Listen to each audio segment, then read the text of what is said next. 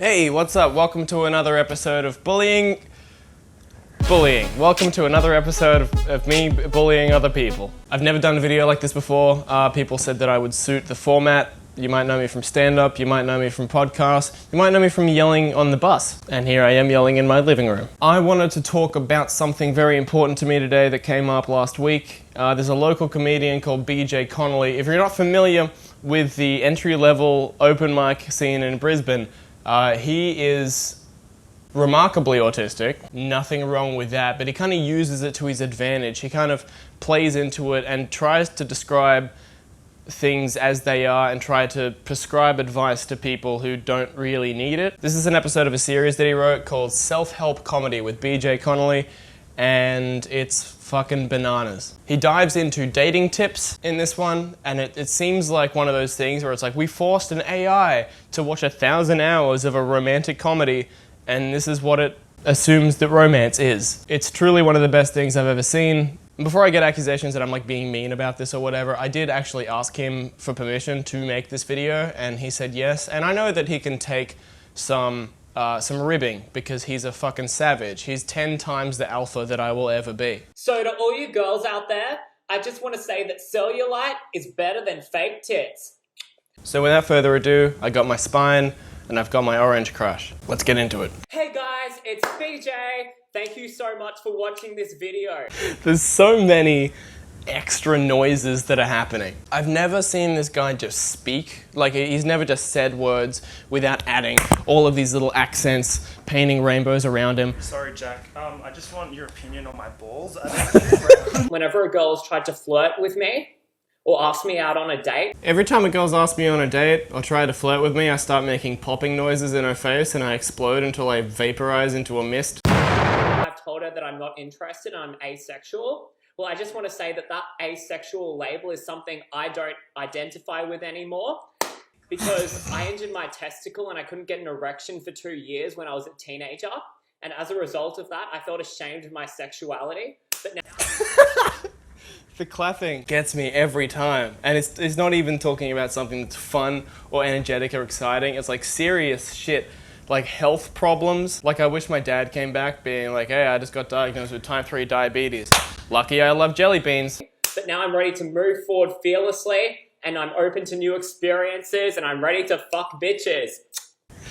The kissing makes me remarkably uncomfortable. Is he coming out as straight? I don't think I've ever seen someone come out as straight before without like intentionally shitting on the LGBT community, but this seems very genuine. And it's the only genuine time where you can come out as straight. Like, I feel like it would be a big difference if you were in like a nightclub. Hey, I know there's been some contention about this, but I'm here and I'm actually straight. My nuts got fucked up for a little while, but they're better now and I'm ready to fuck a woman. Line up. I like that he went from like Dr. Phil to Dr. Dre in like a matter of 3 seconds. He's like, I want to experience new experiences. I want to get rid of all the negative energy. I'm willing to radiate positive energy towards me, and I'm going to fuck your pussy in the ass. Let's go, bitch. Girls who are intelligent are the best. If a girl wants to stimulate me sexually, then she first has to stimulate my brain with a very intelligent conversation.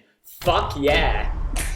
Again, there's no thoughts. There's no separate thoughts for anything. It's a stream of thought, and then there's an exclamation at the very end. In this instance, he just says, fuck yeah, which I guess is what he says when a girl stimulates him mentally. Oh, well, I'm actually studying at QUT at the moment. I'm studying law. Yeah. I just got my car fixed last week. I grew up in Toowoomba with my parents. I love it when a girl is focused on her career, because I find it really annoying when girls get really clingy, and I'm sure you girls agree that guys who are clingy are the fucking worst. Like, all those clingy, whiny guys, all those clingy, whiny girls, put them in the fucking friend zone and leave them alone. This dude is a fucking savage. Just straight up inventing people in his mind and then being like, put all of those people in the friend zone, get a fucking job. It's time to have sex with BJ. Well, I have a lot of female friends who get ghosted by guys, and they're like, what went wrong? What went wrong? Seems like a kind of dunk on his friends, right? Like, they're kind of opening up to him and being like, hey, I'm having all these relationship issues, and then he's just making a video on his comedy page just doing a voice of them like, what went wrong? I fucked it up. I'm not interesting enough. I don't have a job. I think the most attractive quality a girl can have is the ability to converse on a large range of different topics. It really does sound like an AI trying to predict what sexuality is. I enjoy when a human female discusses a large range of topics with me. She also must enjoy food, hobbies, and environments. Make sure you have lots of hobbies before you start giving gobbies. Solid joke, solid rhyme, solid advice.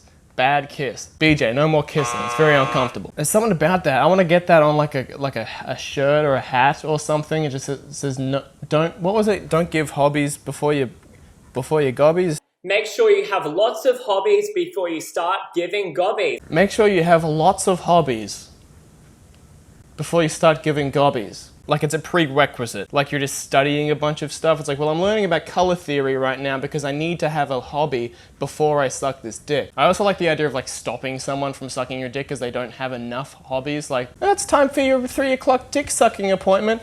Whoa, whoa. Tell me about your favorite basketball team first. You need to have some time to yourself, especially if you live with each other and you get on each other's nerves.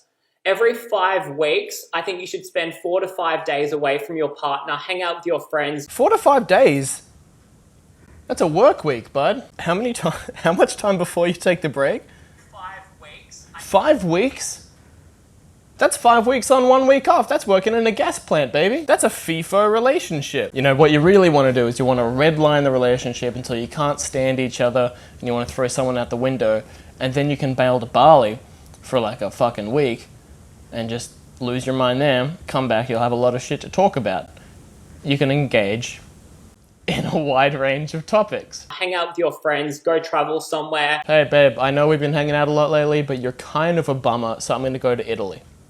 I'll see you in 4 to 5 business days. Show that you can live without them. Otherwise, if you come across as obsessive, they'll be freaking out and that's fucking scary. They'll be freaking out? They'll be having meltdowns unless you just travel the world once a month to get away from them? Oh, I really don't know what to do. Oh yeah? What's going on? I've been living with Marcus for 3 years now and not once has he abandoned me. Oh, really? And not once has he just left the country with his friends without telling me where he was going, and I really think there's something wrong. He seems like a real clingy prick if we're being real. So fuck that, no clingy bitches. I want a strong, independent woman with a very high IQ. That's how I fucking roll. What an animal, dog. No clingy bitches. I want a strong, independent woman with a very high IQ. That's gonna be my presidential motto for my 2024 campaign. No clingy bitches. I want a strong, independent woman with a very high IQ. And BJ's gonna be my running mate. Also, the reason I said that joke in America is because I don't know when the Australian elections are. Because I don't think we have them anymore. Check out my Instagram, BJConnolly136, and remember, fuck the haters, let's get famous. Goodbye! And to all you girls out there, I want deep throat and even deeper conversations.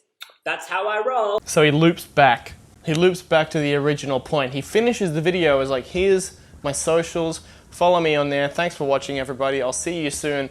By the way, please talk to me and suck on my penis. Just really driving that point home.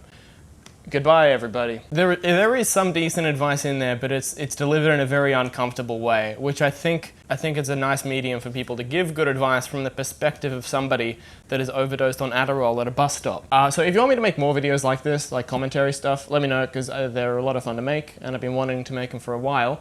Follow me on Instagram, @FrogDad, follow me on Twitter, @CrowdKilling, and you can suck on my penis and talk to me about a wide range of topics.